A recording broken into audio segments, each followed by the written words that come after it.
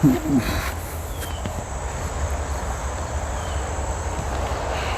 everybody, I am Scott Stanton, the original Tombstone tourist, and today we are at Gate of Heaven Cemetery in Hawthorne, New York, just outside New York City. Now previously, we visited way down there in that outdoor mausoleum, James Cagney. And what did James Cagney do in his first 5 movies? He played a mobster. Well, I thought maybe we should visit an actual mobster. Here it is, Arnold Fliegenheimer. You probably know him best as Dutch Schultz. Now, Dutch Schultz operated in the New York area between 1920 and 1935. That's his hardcore mob, mafia / gangster years. And what did he do? Well, historically speaking, 1920 was the start of Prohibition. And for all you people that are overseas, Prohibition meant in the US that we cut out all alcohol, made it legal because it was a sin. And it would clean up society. That didn't work out very well, did it? What it did was bring in the likes of Dutch Schultz, Al Capone, Legs Diamond. All those people were making tons of money in the illegal, illicit bootlegging operations. So in 1920, he started as a bootlegger. He eventually graduated to gambling, the numbers racket, running supplies through restaurants, you name it. And his main negotiation tactic was violence. He was considered one of the most notorious, brutal psychopaths in the mob world, especially at that time.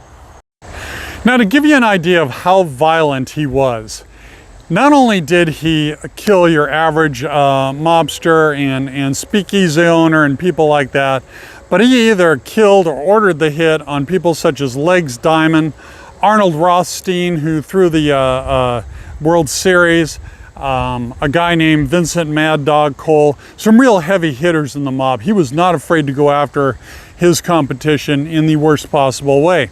In fact, he did. John and Joe Rock, I believe, owned a group of speakeasies, and they were getting their beer from somebody else. And Dutch here came up to him and said, "By the way, you're going to start ordering your beer from me." So John and Joe said, "Nah."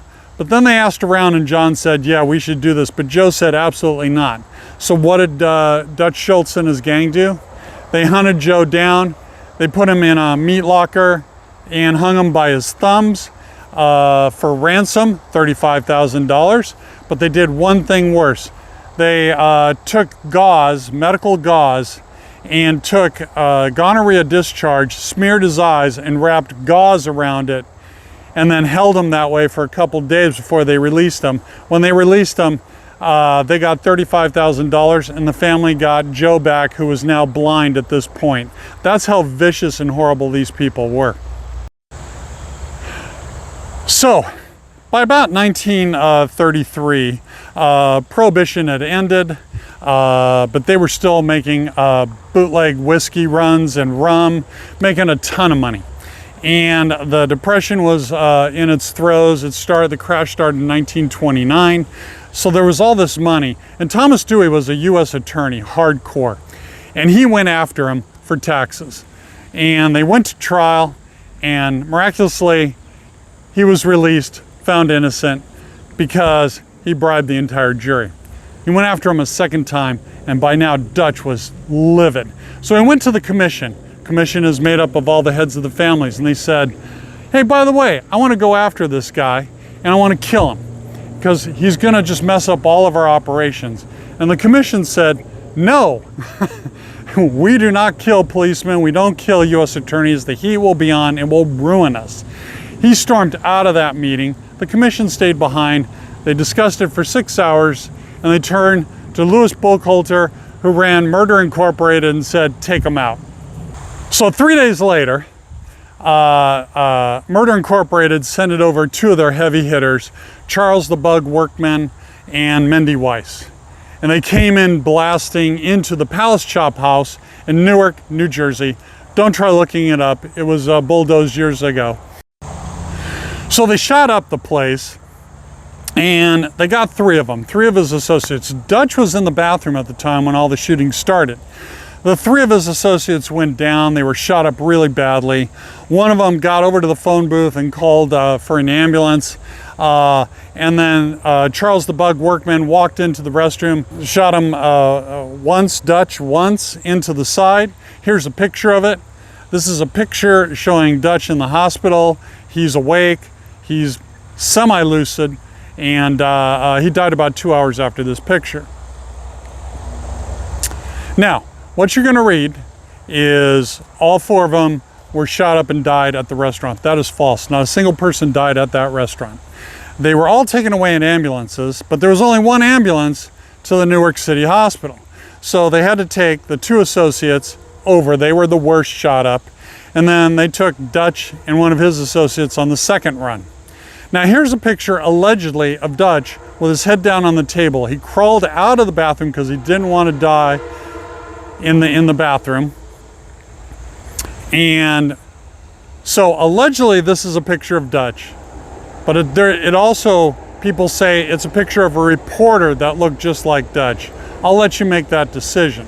But he did rest his head on the table, so that could very well be while I was waiting for an ambulance. So Dutch died 22 hours later, and that is not the end of the story. So during those 22 hours he was alive at the hospital, he was going in and out of consciousness. You know, it's 1935, there's not a lot of drugs. In fact, they gave him brandy for his pain, and the infection just started, and there was nothing they could really do.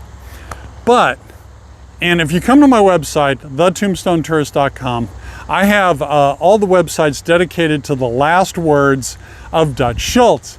And the last word, people are taking it as hints where he buried his treasure, because he did not keep that $7 million on cash on him. He had a specially built vault that was waterproof and sealed tightly, and was made out of metal, and he buried it about an hour from this very cemetery. And people for the last 90 years have been trying to read those last words and try to figure out where he buried it. So come to my website, The Tombstone Tourist. It's absolutely fascinating. There's this whole underground of people searching for the lost treasure of Dutch Schultz.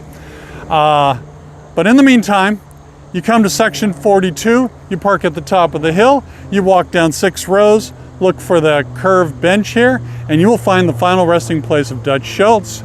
If you want interviews, documentaries, movies about his life and time and crime, come to my website, The Tombstone Tourist. I'm Scott Stanton. Thank you very much. Have a great day.